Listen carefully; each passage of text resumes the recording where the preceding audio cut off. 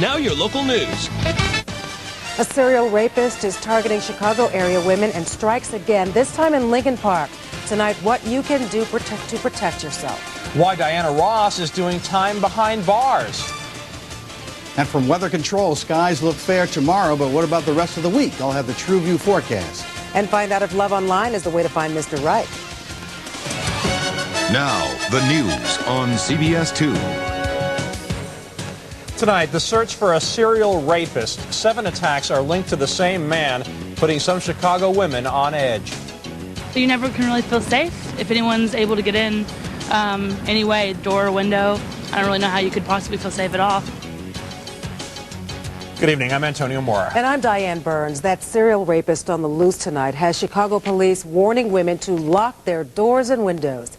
The rapist has attacked 7 times now, once in Kenosha, Wisconsin, then in Lisle, and 5 times in the city.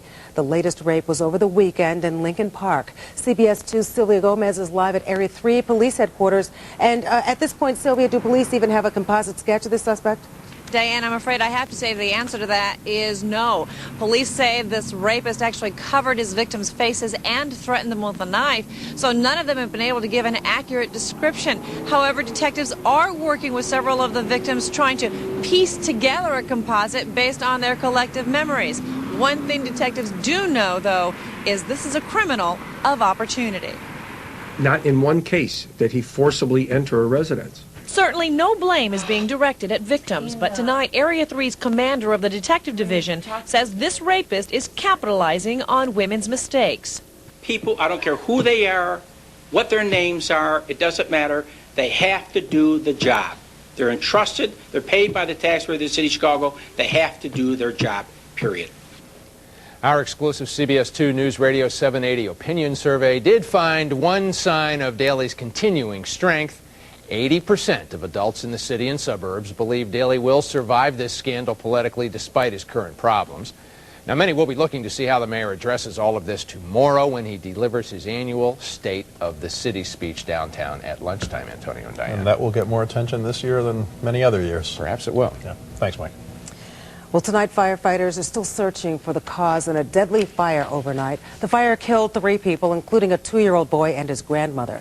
The fire broke out at 3415 Madison in a building that housed a church and apartments. The fire then jumped to the apartments next door and engulfed that building.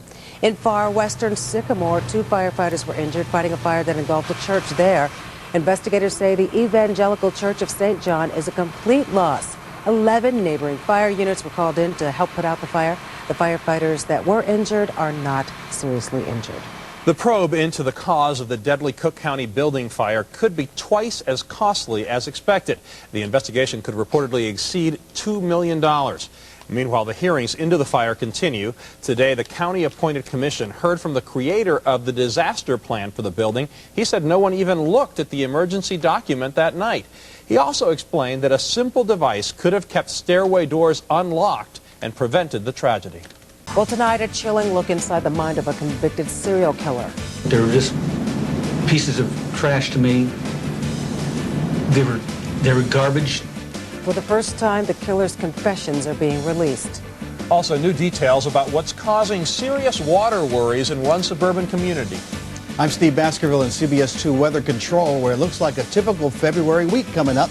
But does that mean more snow? I'll have the True View forecast.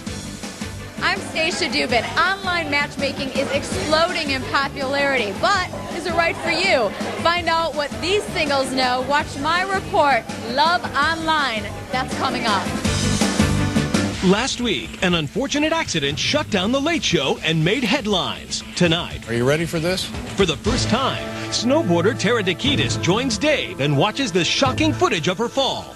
Then, some advice from Dr. Phil. You need to marry your baby's mama. Well, no. Plus, a tribute to the Beatles tonight.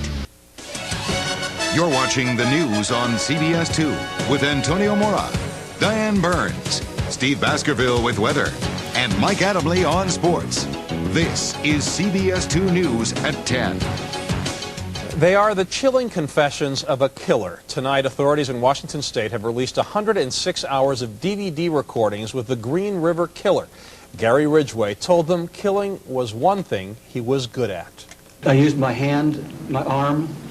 I killed her and I pulled her back as a choking her.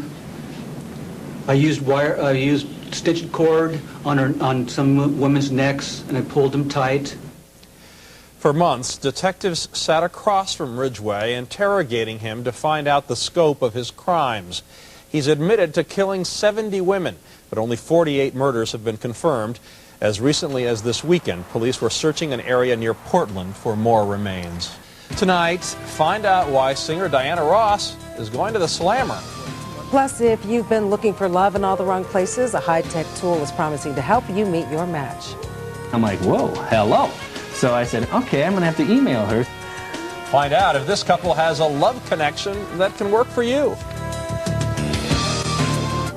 Supreme diva Diana Ross has to spend 2 days behind bars. She pleaded no contest today to driving under the influence.